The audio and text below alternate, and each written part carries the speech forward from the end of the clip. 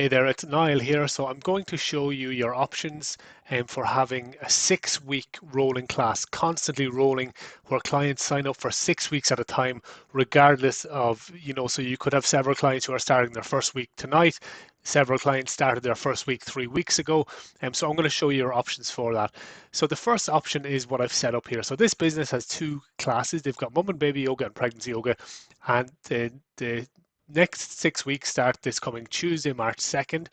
So if I click in here, I can see that I'm signing up for 6 sessions every Tuesday at 7 p.m. between these dates, okay?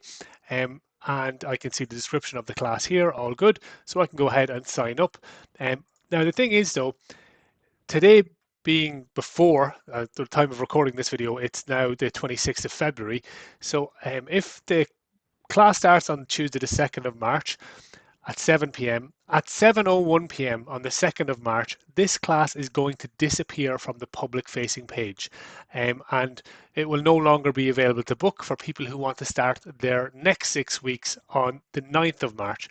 So what you would do as the business owner is you would go in the dashboard and you would just click copy, and you would just change the dates to start a week later, so the 9th to the 13th of April, and we don't change the times, we don't change the description, the Zoom link, we don't change anything. It's all the same. The prices are the same. We just click save, and then that would mean on our public facing page we would have our new class appear, which would be from the 9th to the 13th. So bear in mind, if we were to look at this page on the 3rd of March, this would no longer appear. It would just be this class would appear.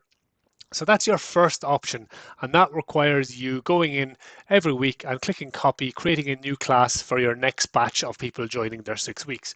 Okay, your next option is, sorry, before I move on, I should also say you can have those classes pre-prepared and you can just hide them and show them. So in the advanced settings, we can set a class to be unlisted, and therefore we'd only list it when we want to open up booking for our next 6 weeks. So although the class is still available here because I'm in the dashboard, on our public facing page, we're only showing one of them one at a time.